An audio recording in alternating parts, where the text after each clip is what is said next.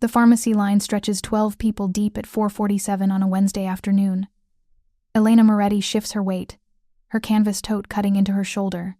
Inside, 3 library books, and her wallet containing exactly $43 until Friday's paycheck. The elderly man in front of her sways, catching himself on the metal railing. His hands tremble as he grips it, knuckles white. He's maybe 80, dressed in clothes that were expensive once but now hang loose. His navy cardigan has a small hole near the collar. "Sir, are you okay?" Elena asks quietly. He turns slowly. His eyes are pale blue, watery but alert. "I'm fine, young lady. Just tired." His voice carries traces of Italian, softening the consonants. "There's a bench over there." Elena gestures toward the seating area. "I can hold your place." The man's expression shifts. Surprise, then suspicion. "You don't need to do that, I know. But you look like you might fall over, and I'd rather you sit than explain to paramedics why I watched it happen." A ghost of a smile. "Forward, aren't you?" If you're enjoying this story so far, don't forget to hit the like button and subscribe. Drop a comment telling me where in the world you're watching from. I love hearing from you. My grandmother was stubborn as hell, wouldn't admit she needed help until she'd already hit the ground. Elena meets his eyes. "So yeah, I'm forward." The man studies her, taking in her discount sneakers, faded jeans, the coffee stain on her sleeve. "What's your name?" "Elena Moretti." His entire body goes still. "Moretti," he repeats slowly. "Italian. My great-grandparents came through Ellis Island in 1924. Why?" The man doesn't answer immediately. "I'm Vittorio," he says finally. "Vittorio Russo." "Nice to meet you, Mr. Russo. Now please sit before you pass out." His smile reaches his eyes this time. "You remind me of someone. Stubborn, kind even when it's inconvenient. Sounds like someone worth knowing." "She was." Vittorio's voice softens. "She was." 20 minutes later, Elena picks up her prescription and heads to where Vittorio sits. He's dozed off, head tilted back. She touches his shoulder gently. "Mr. Russo." He jerks awake, his hand moving instinctively to his jacket pocket. "I apologize. I didn't mean to fall asleep. Don't apologize. Let me get this for you." Elena takes the prescription slip from his hand. The total is $87. Elena has 43. Her rent is due Monday. "Do you take payment plans?" she asks quietly. The pharmacist looks up. "For prescriptions?" "No." Behind her, Vittorio stands. "I can pay for my own medication. I know you can. But you were about to collapse. So maybe today isn't the best day for pride." Elena doesn't move. Pride keeps a man alive. Vittorio fumbles with his wallet, drops it. Pills scatter across the floor. Damn it. He bends to retrieve them, but his knees nearly give out. Elena crouches beside him, gathering pills while supporting his elbow. "We're sitting you back down. Right now." 5 minutes later, Elena has charged $87 to her emergency credit card. The medication bag feels heavy as she returns to Vittorio. "Come on," she says. "Let's get you home. You didn't have to do that." "Yeah, well, I did anyway." "Where do you live?" "Not far. Few blocks." The walk takes 20 minutes. They stop 3 times for Vittorio to catch his breath. He doesn't complain, just sets his jaw and keeps moving. They reach a 3-story brownstone. Well-maintained, window boxes holding late-season flowers. "Second floor," Vittorio says. Elena helps him up narrow stairs. At his door, his hands shake too badly to use his keys. "May I?" He nods. She unlocks the door. The apartment is immaculate. Hardwood floors, old but cared-for furniture, photographs everywhere, black and white images covering every surface. Men in suits, women in elegant dresses, weddings, birthdays, a lifetime captured. Couch or bed? Couch. She settles him onto worn leather, fills a water glass, returns with his medication. "Mr. Russo, you need to take these." His eyes flutter open. "You're still here." "Where else would I be?" That makes him laugh. "You have no idea who I am, do you?" "Should I? Probably better that you don't." Vittorio swallows his pills. "Better for both of us. Do you have family nearby? Someone I can call?" "I have family. Whether they're nearby is complicated." "Complicated how?" "The kind that means I don't want you involved." His pale eyes meet hers. "You've been too kind already. That kindness could cost you." "Cost me what?" "More than you should have to pay for helping a stranger." Elena's phone buzzes. A text from her roommate. She glances at the time. 5:43. I should go. You should. Vittorio closes his eyes. Thank you, Elena Moretti. You have a good heart. You keep saying my name like it means something. Perhaps it does. She leaves him dozing in golden light. Outside, the neighborhood looks the same. But Elena feels different, like she's crossed some invisible line. She doesn't know that 5 blocks away, Vittorio will open his eyes and reach for his phone. That when the call connects, he'll say 3 words that will change everything. I found her. The restaurant where Elena works smells like grease at 6 in the morning. Marco's family diner hasn't been owned by anyone named Marco in 15 years. Elena ties her apron. The door chimes too early for customers. The man who enters wears a suit that costs more than her monthly rent. Dark hair, severe features, eyes that catalog everything in 3 seconds. Those eyes find Elena. Elena Moretti? Yes? He crosses the diner in 4 strides. My name is Dante Russo. Vittorio is my father. Elena's blood runs cold. Is he okay? He's stable. Thanks to you. Dante's expression shifts. You paid for his medication when you could barely afford it. Walked him home. Stayed until he was settled. Then left without asking for anything. Because that's what decent people do. Your father needed help. In my world, it's extremely complicated. Dante glances at Rita, the other waitress, who's pretending not to eavesdrop. Can we speak privately? I'm working. I own this restaurant. As of this morning, you can take a break. Elena follows him outside. A black Mercedes idles at the curb. I appreciate you checking in, but your father's fine. You don't need to buy restaurants. You don't understand. Then explain. My father has stage 4 lung cancer. 6 months maybe. Yesterday he nearly collapsed because he won't let anyone help him. Dante's voice is clinical. When you helped him, you gave him something he hasn't had in years. Dignity. I'm glad I could help. But that doesn't explain buying my workplace. It explains everything. Dante straightens. My father asked me to do 3 things. Make sure you're safe. Make sure you're taken care of. And bring you to see him when you're ready. Safe from what? From anyone who might use you to hurt us. Dante's expression hardens. My family has enemies. You were kind to Vittorio Russo. That makes you visible. Vulnerable. I don't want to be involved. You already are.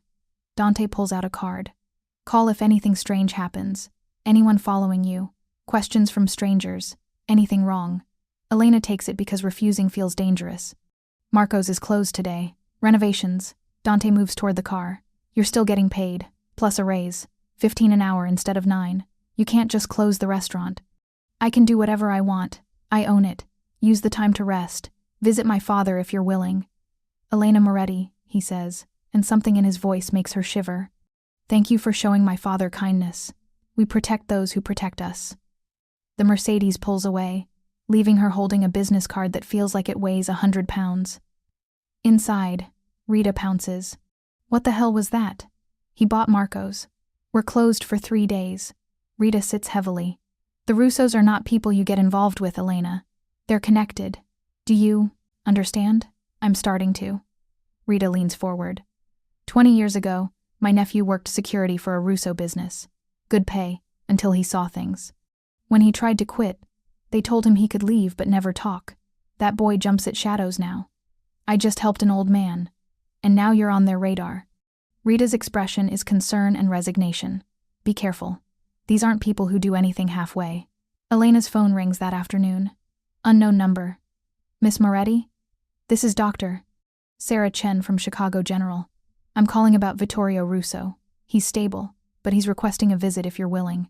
When can I come? Chicago General is a maze of white corridors. Elena finds room 417. Through the window, Vittorio looks smaller, frailer. The IV makes him vulnerable in ways that break her heart. You came? His smile is genuine. I wasn't sure you would. Your son was persuasive. How are you feeling? Like I'm 80 with cancer. But better. The medication is working. He pauses. Thank you for paying when you couldn't afford it. How did you know? I watched you count ceiling tiles. People with money don't count tiles. They check phones, complain about waiting. You counted because you were making time pass without spending money. That's someone who knows struggle. Elena doesn't know what to say. My son tells me he bought your restaurant. Vittorio sounds apologetic. I told him he was excessive. But Dante doesn't do half measures. It's a lot. I'm not sure I understand what's happening. You showed me dignity when I felt like I was losing everything. Vittorio shifts. I've lived a long life, Elena. Made choices most would call unforgivable. Built an empire that terrifies people. But at the end, dying in a pharmacy line, none of that mattered. I was just an old man who couldn't stand, and you helped anyway. Anyone would have. No. They wouldn't. Everyone else looked away. You helped without hesitation, without judgment, without expecting anything. Tell me about your family, Vittorio says. Elena tells him about her grandmother from Sicily, about working garment factories and raising 5 children, about teaching Elena to stand straight because dignity was free and no one could take it. She tells him about her parents dying when she was 19, about community college and 3 jobs, about student loans and the constant calculation of rent versus food. Vittorio listens without interrupting. You remind me of my wife, Lucia. She died 5 years ago, cancer. Breast cancer. She fought for 3 years. His voice cracks. She came from nothing. Like you. Built everything through determination. She would have liked you. The door opens. Dante enters with a briefcase. He stops when he sees Elena.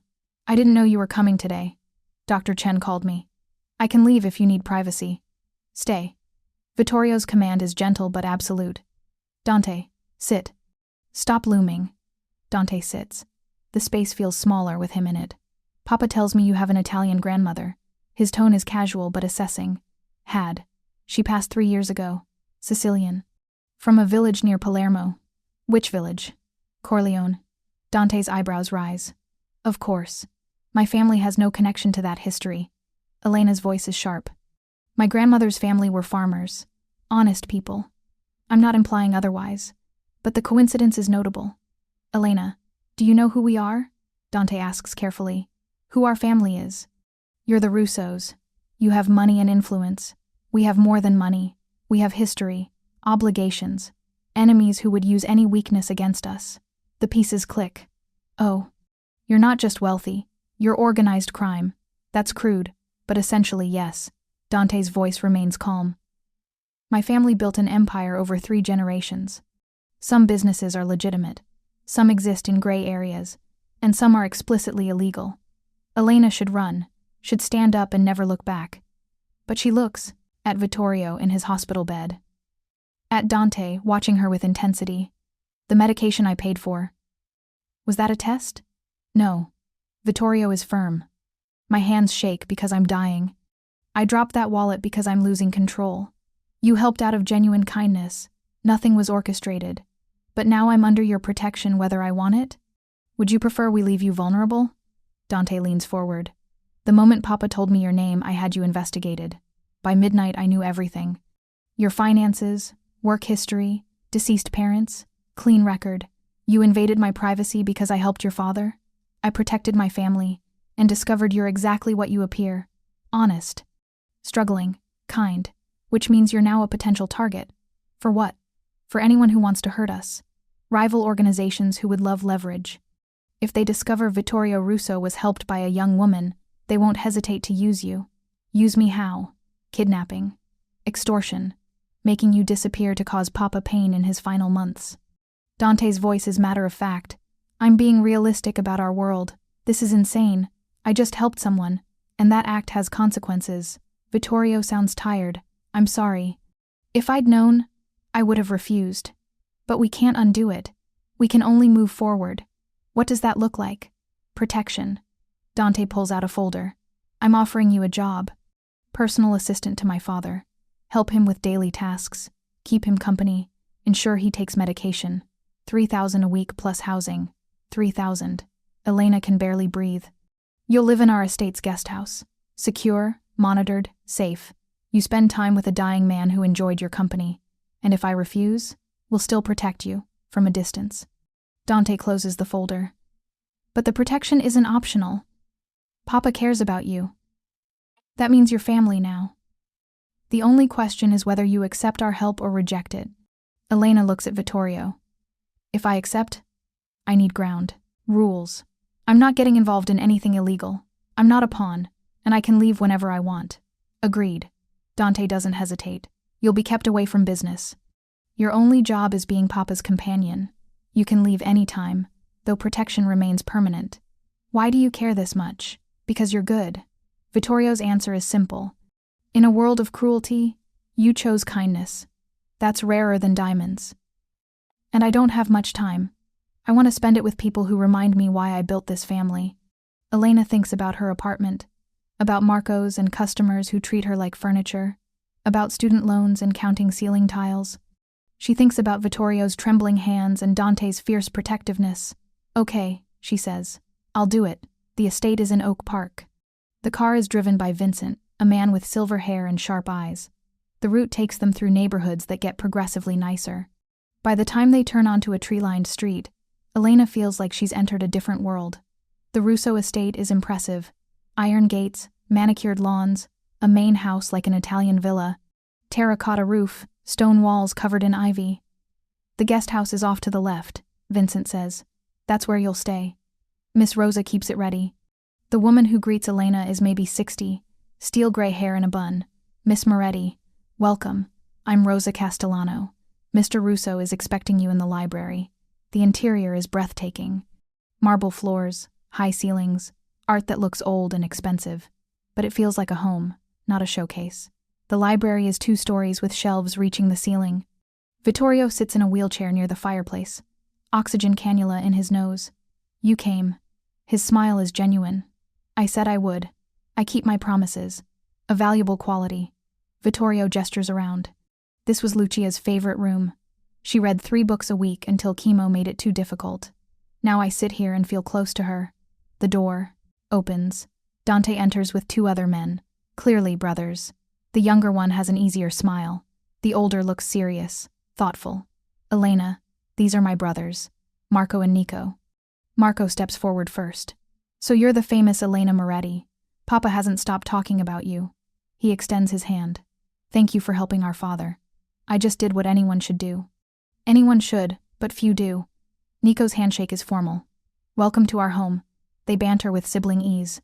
Elena watches, fascinated. These are dangerous men who control illegal enterprises. But they're also brothers who love their dying father. Boys, Vittorio says, his voice carrying authority. Give Elena space. She just arrived.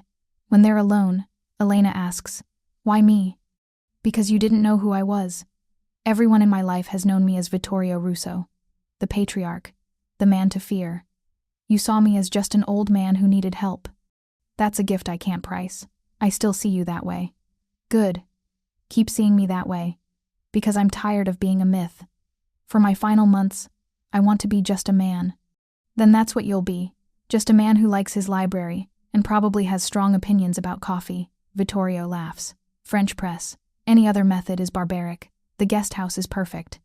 1 bedroom, full bathroom, small kitchen. Someone stocked the refrigerator and left fresh flowers.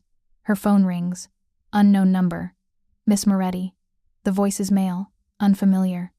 My name is Thomas Carbone. I'm a friend of the Russo family. Elena's instincts scream. How did you get this number? That's not important. What's important is I know you're at the Russo estate. That you've become close with Vittorio. Who are you? Someone who wants to talk. About your arrangement. About what you might share for generous compensation. I'm hanging up. Wait, think about this. You're in over your head. Do you think the Russos are protecting you out of kindness?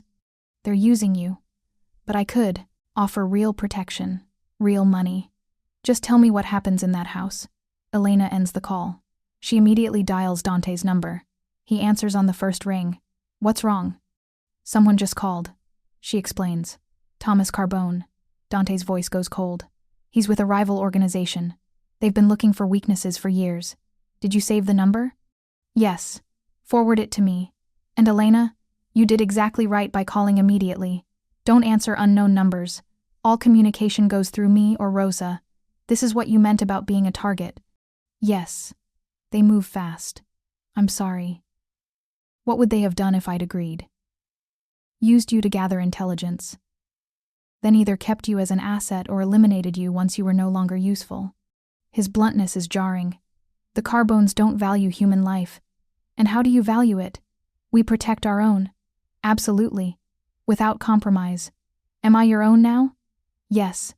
From the moment you helped Papa, you became family. We don't abandon family, ever. Elena sinks onto the couch. Through the window, she can see the main house lit against darkening sky. Somewhere in there, Vittorio sits surrounded by memories. Dante and his brothers make decisions that affect lives. A week ago, Elena's biggest problem was rent. Now she's caught in something she doesn't understand, protected by dangerous men, targeted by enemies, living in luxury that feels like a beautiful cage. But when she closes her eyes, she sees Vittorio's trembling hands, hears his voice saying dignity was the rarest gift. She didn't choose this, but she's in it now. Because some kindnesses cost more than you expect. Some simple acts ripple into consequences you can't predict. And sometimes, helping a stranger changes everything. The question is whether Elena Moretti is strong enough to survive what comes next. 3 weeks pass in unexpected rhythm. Elena wakes in the guest house to sunlight through expensive curtains, showers in a bathroom where everything works, makes coffee in a perfect kitchen. Then she walks to the main house where Vittorio waits, already dressed despite the effort. They read together, talk about everything and nothing. She helps with medication, meals, the small dignities illness tries to steal. Rosa teaches her to make Vittorio's favorites, ossobuco, risotto, tiramisu the way Lucia made it. The kitchen becomes a place of comfort. The brothers visit frequently. Marco makes her laugh with childhood stories. Nico brings books, discusses philosophy with genuine interest. Dante watches from doorways, silent but present. Life settles into something almost normal, but normal is illusion. She sees it in hidden cameras, in Vincent's constant presence, in Dante's phone ringing at odd hours, his expression going hard. On a Tuesday morning in late November, Elena finds Vittorio looking at photograph albums. His hands shake worse today. Tell me about this one. Elena points to a black and white photo. Young Vittorio beside a beautiful woman in a wedding dress. Our wedding day, 1962. I was nobody. A dock worker. Lucia saw something I didn't see in myself. What did she see? Hunger. Not for food or money. Hunger for respect. For a life where my children wouldn't bow their heads to men who thought they were better. So you built an empire. I built a cage. Vittorio closes the album. I told myself I was creating safety. But I really created a prison where my sons have to be harder than I was, where trust is weakness. You don't believe that, don't I? Elena, you're here because you showed kindness. And now you receive death threats. Your number was changed twice. You can't leave without armed guards. What kind of life is that? A life where I'm not alone. Elena takes his hand. I was alone before, working myself to exhaustion. No family, no real friends. Here, I have purpose. I have you. I'm dying. Everyone's dying. You're just doing it faster. In the months I have with you, I've learned more about loyalty and family than I learned in 24 years. That's worth something. Tears track down Vittorio's cheeks. You sound like Lucia. The door opens. Dante enters, expression darker than she's seen. Papa, we need to talk. Elena stands. I'll give you privacy. No. Vittorio is firm. She stays. Whatever you have to say in front of her. Dante hesitates, nods. The Carbones made a move. Hit one of our shipments. 3 men in the hospital. They took $500,000 in merchandise. The room goes cold. Vittorio's expression hardens into something that reminds Elena this gentle old man was once very different. Casualties? Marco took a graze. Nothing serious, but he's pissed. Dante shows security footage. This was coordinated. They knew exactly when and where.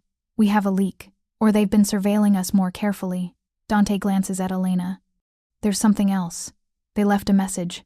Said this was retaliation for refusing to negotiate. Next time they won't be gentle. Negotiate about what? Elena asks. About you, Dante says finally. Thomas Carbone has been making noise about disrespect, us refusing his offer to take you off our hands. He's positioned it like we're unreasonable. I'm the cause of this. Elena's stomach drops. People are hurt because of me. No. If you're hooked on this story, make sure to subscribe and turn on notifications so you never miss an upload. Your support means everything and helps me bring you more emotional stories like this one. Vittorio's voice cuts like a blade. People are hurt because the Carbones are ambitious and saw opportunity. You're the excuse, not the cause. What's the difference? Intent. Dante sits on the desk. The Carbones have been looking for weakness since Papa's diagnosis became known. Dying leaders create vacuums. They're testing whether we're vulnerable, whether transition will be smooth or exploitable. Transition to you. To all three of us. But yes, Dante is unreadable. They think Papa dying means we're distracted. Soft.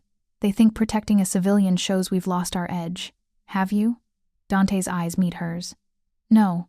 If anything, then we're more dangerous. Because they've made the mistake of thinking kindness equals weakness.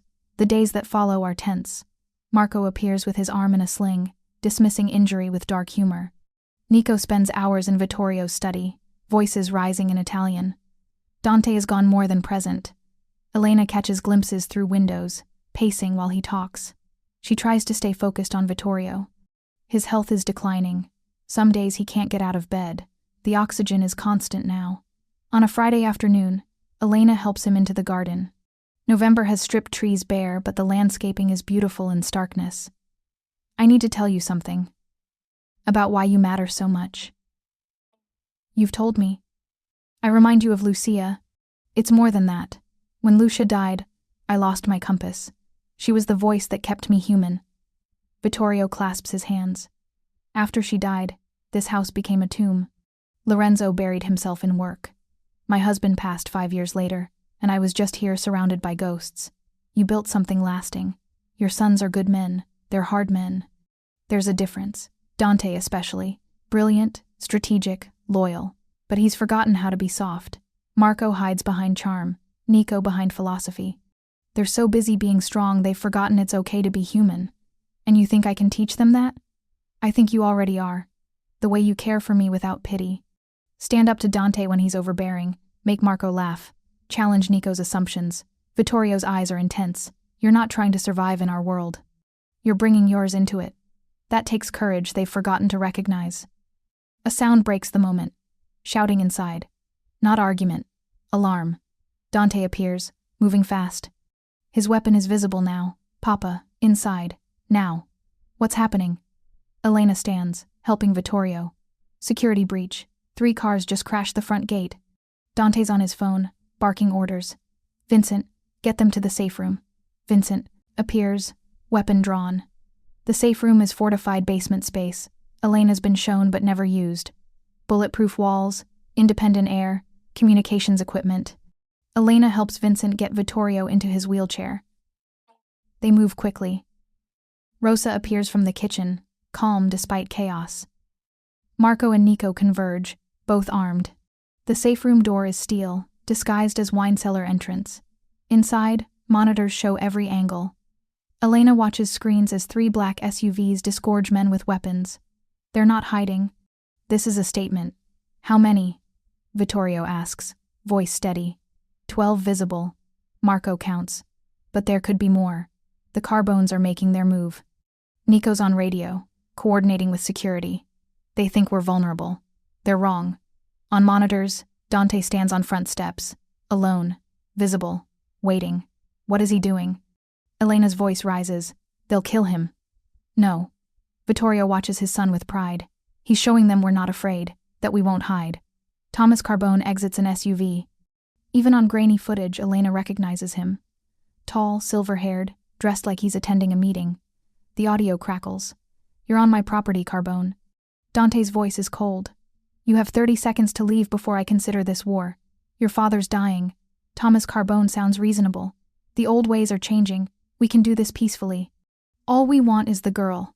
Why die protecting a stranger? She's not a stranger. She's family. You've known her a month. Don't be stupid over sentimentality. I'm not being sentimental. Dante's hand rests near his weapon. I'm being clear. She's under our protection. That protection is absolute. You touch her, you start a war you can't win. Your family is weaker than you think. Carbone gestures to his men. Half your crew is young. Your father's dying. Your brothers are softening. You're one man holding together a crumbling empire. Test that theory. Dante's voice drops. Send your men forward. See what happens. The tension is suffocating. On monitors, Elena sees movement. More security appearing from positions around the property. They've been there all along. Carbone sees it. His expression shifts from confidence to calculation. He's outnumbered. This isn't over, he says. No, but it's over for today. Leave. Now. While you still can. The SUVs retreat slowly, deliberately. A statement they're leaving by choice, not fear. But they're leaving. The safe room stays silent for 5 minutes. Then Dante's voice. All clear. Stand down. The brothers emerge first, weapons ready. Rosa heads to the kitchen. Vincent helps Vittorio into his wheelchair. Elena is last to leave. Her legs shake. The last 30 minutes replay. People could have died. Dante could have died. All because she helped an old man in a pharmacy. She makes it to the guest house before breaking down. Sinks onto the couch and lets fear, guilt, overwhelming weight wash over her. The door opens. She didn't lock it. Dante enters, still carrying his weapon. Are you hurt? No. Elena wipes her eyes. But people could have been. Because of me. Not because of you. Because of Carbone's ambition. Dante sits beside her, careful to maintain distance. This would have happened eventually. You're the excuse, not the cause. Your father said the same thing. It should comfort you. Because truth is, you've given us something to fight for beyond territory. You've reminded us what we're protecting. Family, loyalty, things that actually matter. I don't belong in this world. Maybe that's why you're important to it. Dante's voice softens. Elena, I've lived my entire life in violence and strategy. Every relationship is transactional. Every kindness has an angle. Then you showed up and helped Papa without expecting anything. That's so rare it's almost supernatural. I'm not special. That choice changed everything. Dante finally looks at her. Do you understand? Papa has been dying slowly for months. Angry, bitter, ready to go because he felt like he'd lost everything. Then you sat with him in a pharmacy and he remembered why he fought to build this family. You gave him reason to live for whatever time he has left. Tears stream down Elena's face. And you've changed how I see this life. I've been so focused on maintaining power I forgot what the power was for. Watching you care for Papa with genuine kindness, no agenda, it's made me question everything. Dante's voice is rough. I'm not good at emotional conversations, but I need you to know. You're not a burden. You're the best thing that's happened to this family in years, and I will protect you, always. Not because it's strategic, but because you matter. To Papa. To my brothers. His eyes hold hers. To me. The air between them is charged. Elena sees him differently now. Not just the dangerous boss or protective son. He's a man who carries impossible weight, who's forgotten how to be anything except strong, who's looking at her like she's precious and worth the risk. I'm scared, she admits. Good. Fear means you understand. Dante's lips curve. Stupid is thinking you're invincible. Smart is being scared and doing it anyway. Is that what you do? Every single day. What happens now? Now we prepare. Dante stands, offers his hand. The Carbones made their move. We respond, carefully, strategically. We show them attacking us was the worst mistake they could make. And me? You stay close, stay safe, and keep being exactly who you are. His grip is warm. Because that's our real weapon. We haven't forgotten what we're fighting for. The next week is war preparation disguised as normalcy. Elena continues routine with Vittorio, but the house thrums with energy. Men in suits arrive at odd hours, phone calls in Italian. Maps across the dining table. Vittorio participates from his wheelchair, tactical mind still sharp. Elena watches him transform into the man he was, commanding, strategic, certain. She also watches Dante. He's everywhere, orchestrating movements like a conductor. But he makes time, checks on her, makes sure she's eating, leaves books on her doorstep. Small kindnesses from a man who deals in violence. On Thursday evening, Elena finds Dante in the library. It's late, past midnight. He's alone with whiskey and the weight of command visible in his shoulders. Can't sleep? She asks. Sleeping feels like wasted time. He doesn't turn. There's too much to plan. You need rest too. That makes him smile in the window reflection. Is that what I am to you? A dangerous mafia boss? Among other things. Elena enters, sits. You're also someone who cares so much about protecting people that you forget to take care of yourself. Dante finally faces her. If I don't take care of everyone else, who will? Your brothers. They're capable. They are. But I'm the oldest. It's my responsibility. Dante swirls his whiskey. Papa built this empire for us. I won't let it fall because I was too weak. Asking for help isn't weakness. In my world it is. Then your world is wrong. Elena's voice is firm. I've watched you for weeks. You're brilliant, strategic, loyal. But you're also drowning. You can't carry everything alone. I don't have a choice. Yes, you do. You choose to believe you're the only one capable. That's pride, not strength. Dante sets down his glass. You're calling me prideful. I'm calling you human. Elena stands, moves closer. You're allowed to be both things. The leader and the man who needs support. Your father understands that. Your brothers do too. The only person who doesn't is you. And what would you suggest? Let me help. Not with strategy, but with being human. Let me remind you that life exists outside protection and power. The way I do for your father. Dante is very close now. Elena can see silver flecks in his eyes, the scar through his eyebrow. You're very brave, he says quietly. Most people are terrified of me. I am terrified of you. But I'm more terrified of watching you destroy yourself trying to be invincible. His hand comes up, gentle despite calluses, touches her cheek like testing if she's real. You see me. Everyone else sees the boss, the heir, the weapon. You see the person, because that's who you are. The kiss is inevitable and terrifying and perfect. Gentle at first, then deeper, more urgent. Dante's hands frame her face. Elena's fingers curl into his shirt. When they break apart, Dante rests his forehead against hers. This is complicated. Everything about us is complicated. Papa's dying. We're at war. You're under protection that means you can't leave. He's listing obstacles, but his hands don't release her. This isn't fair to you. Life isn't fair. Elena kisses him again. But this, right now, this is real. That's more than I had before. They stand wrapped in each other while outside security patrols and war plans solidify.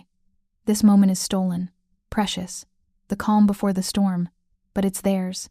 Vittorio knows before they tell him. Elena enters his room the next morning to find him smiling. My son kissed you. Elena blushes. How did you know? I'm dying, not blind. He's been different since last night, lighter. The way he looks at you has changed. He pauses, and you look at him like he's terrifying and wonderful. He is both those things. Good. Vittorio gestures for her to sit.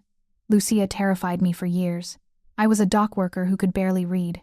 She was educated, fierce, unimpressed by my ambitions, but she saw something worth cultivating, worth loving. And you think I see that in Dante? I think you see what he's forgotten about himself, that he's more than his responsibilities, more than his reputation. Vittorio's voice softens. My son has carried impossible weight since his 20s. He needs someone who reminds him he's allowed to be human. I'm not sure I'm qualified. You're the only one who is. Because you don't want anything from him except honesty. That's rarer than diamonds in our world. The week passes in strange duality. Days are normal, peaceful. Elena helps Vittorio, cooks with Rosa, talks with the brothers. Nights belong to Dante. Stolen hours in the library, quiet spaces where they learn each other. But underneath, war preparations continue. Elena knows it's coming, sees it in increased security, tense meetings, the way Marco and Nico stopped joking. On a Friday night, Dante finds her in the guest house. Tomorrow, he says, we're moving against the Carbones, ending this. Elena's stomach drops. Will people die? Probably. His honesty is brutal, but she appreciates it. We're hoping for minimal casualties, but Carbone won't surrender peacefully. Can you avoid it? Not without showing weakness that invites worse attacks. Dante sits beside her. This is my world. Violence when necessary, protection always. I wish I could promise something different. I'm not asking you to be different.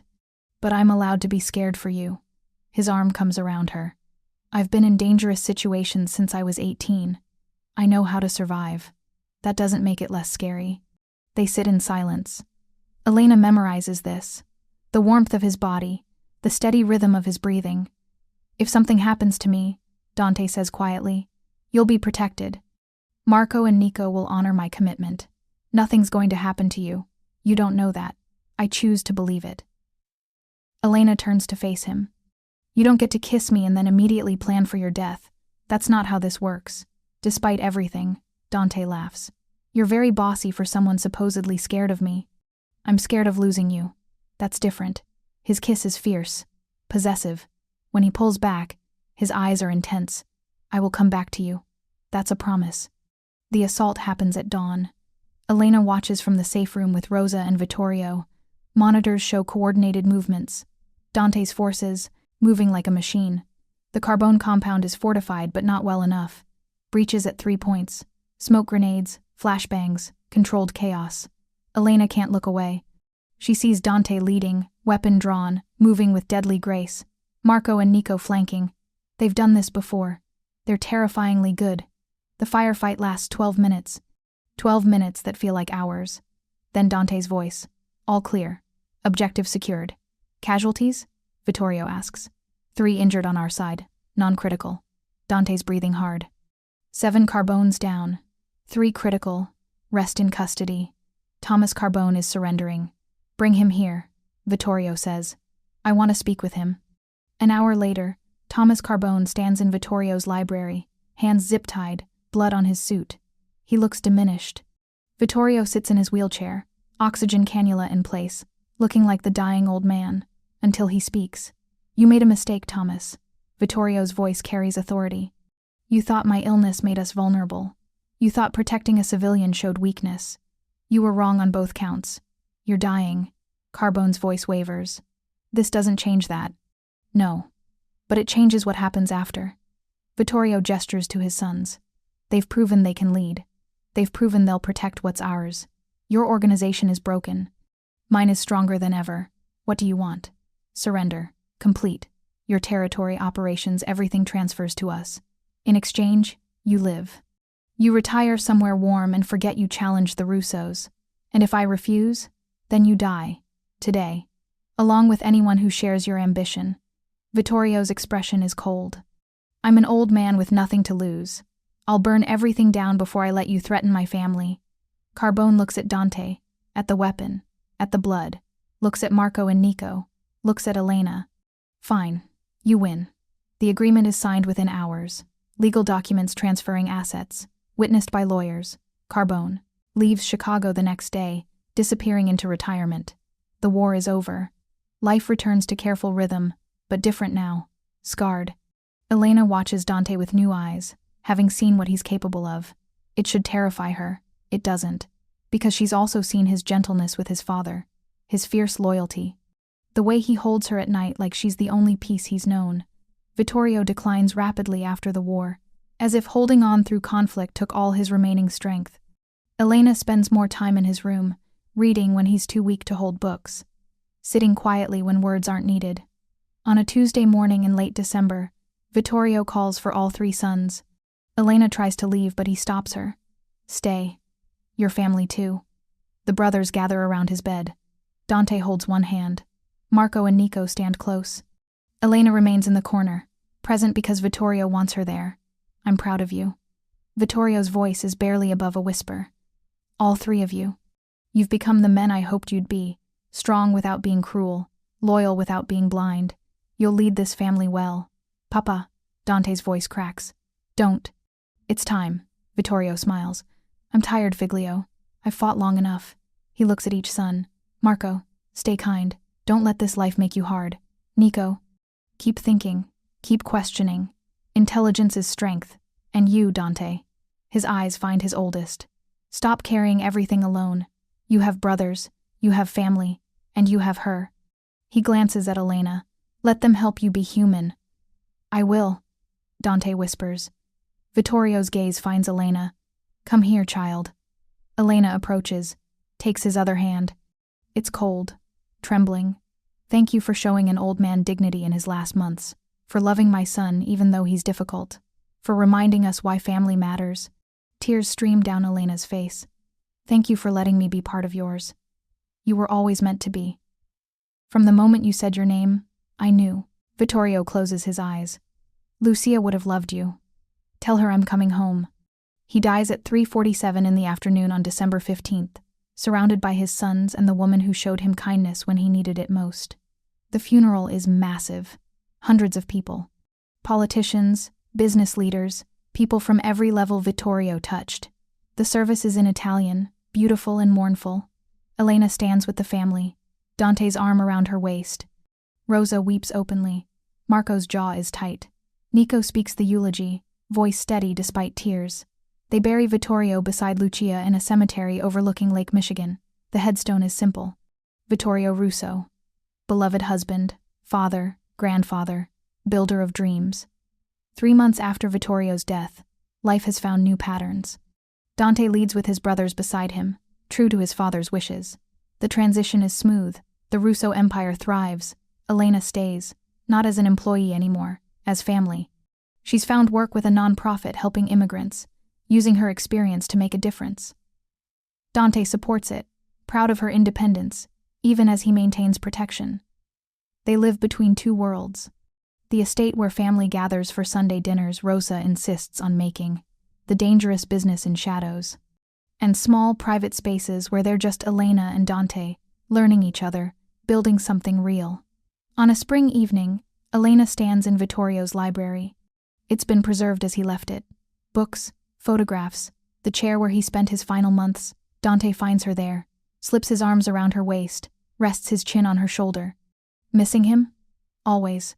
Elena leans back. He changed my life. You changed his, changed all of ours. Dante turns her to face him. I've been thinking about what Papa said. About being human. About letting people help carry the weight. And I want to try. With you. Dante pulls a small box from his pocket, opens it to reveal a ring. Simple. Elegant.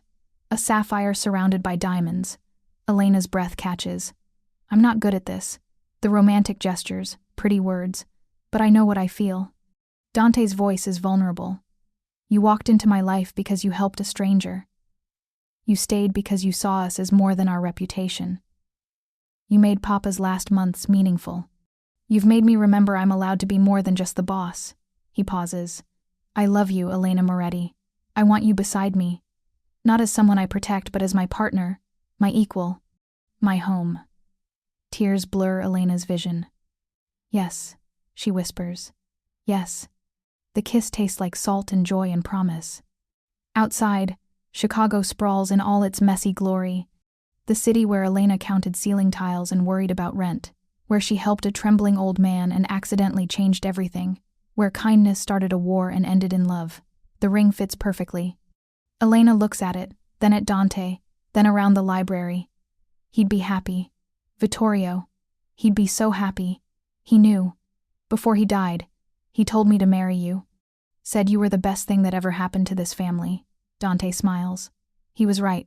They stand as evening light fades. Two people from impossible worlds who found each other through simple kindness. Who built love from protection and trust from fear. Elena thinks about the pharmacy line. About trembling hands and dropped wallets and the choice to help when no one else would. That choice cost her the life she knew. Cost her safety and peace and anonymity. But it gave her everything that actually matters. Family, purpose, love, that's fierce and complicated and absolutely real. In the end, that's what Vittorio understood. What he tried to teach his sons. Power without humanity is empty. Strength without kindness is hollow. And sometimes, the most dangerous thing you can do is show compassion to a stranger. Because that stranger might change everything. Elena Moretti helped an old man in a pharmacy line. And he gave her a family. A love. A life she never imagined. She doesn't count ceiling tiles anymore. Doesn't worry about rent or wonder if she matters. She knows she does. Because she chose kindness. And kindness, in the end, was the most powerful weapon of all. Thank you so much for watching until the end. If you loved this story, check out the other videos on your screen now. I think you'll really enjoy them. And don't forget to subscribe if you haven't already. See you in the next story.